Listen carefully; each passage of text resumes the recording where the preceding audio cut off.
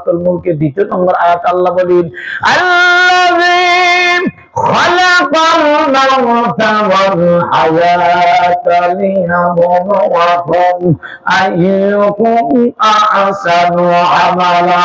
আমি আল্লাহ রাব্বুল আলামিন মানব রূপী যাদেরকে জন্মগ্রহণ করে দুনিয়ার জমিনে পাঠিয়ে দিয়েছি, এই মানুষের মধ্য থেকে কোন মানুষগুলা সৃষ্টিগত শ্রেষ্ঠ মানুষ হবে আর কোন মানুষগুলা জাতিগতভাবে মানুষ হবে, এইটা পরীক্ষা করার জন্য আমি আল্লাহ তোমাদেরকে দুনিয়ার জমিনে পাঠিয়ে দিলাম। আল্লাহ বলেন, ওয়া মা খালাকাতুল জিন্না ওয়াল ইনসা ইল্লা লিয়াবুদুন। আল্লাহু আকবার। আল্লাহ রাব্বুল আলামিন বলেন, ওয়া মা খালাকতুল জিন্না ওয়াল ইনসা ইল্লা লিয়াবুদুন। আমি মানুষ এবং জিন একমাত্র তাদেরকে সৃষ্টি করছি আমি আল্লাহর দাসত্ব করার জন্য, আমি আল্লাহর গোলামি করার জন্য।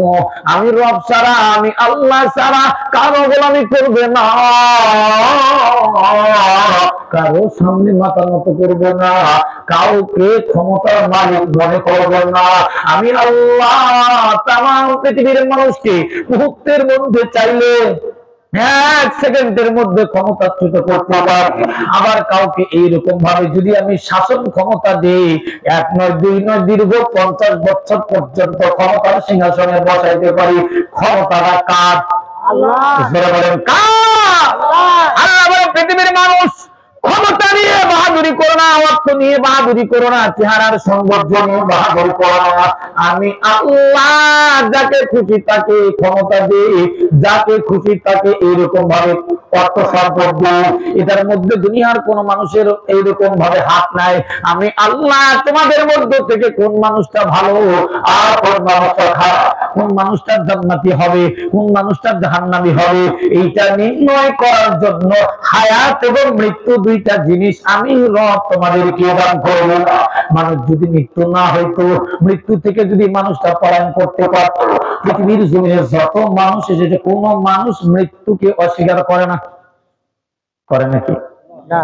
কারণ সব মানুষই জানেন জন্মগ্রহণ করলে মৃত্যুবরণ করতে হবে, জন্মিলে মৃত্যু অবধারিত। আপনি আমি হায়াতের জিন্দেগির মধ্যে বেঁচে আছি, এইটা বড় আশ্চর্যের বিষয়। কিন্তু মানুষ যখন মারা যায় আমরা মনে করি আহারে লোকটা বড় ভালো ছিল, হঠাৎ করে লোকটা মারা গেল, বড় হতভম্ব পেরেশান হয়ে যায়। আল্লাহ বলে, বান্দা না না না, মানুষ মারা গেলে পেরেশান হওয়ার কোনো কারণ নাই। জন্মিলে মৃত্যু বরণ করতে হবে, মৃত্যু অবধারিত।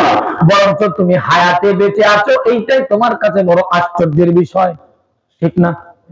কিন্তু মানুষটা আমরা মনে করি যদি মানুষ মৃত্যু বরণ করে বড় হতভম্ব হয়ে যায়, আরে এই তো কিছুক্ষণ আগে লোকটা আমাদের মাঝে ছিল, হঠাৎ করে শুনতে পাইলাম লোকটা দুনিয়ার থেকে মারা গেছে, বিদায় হয়ে চলে গেছি, পেরেশান।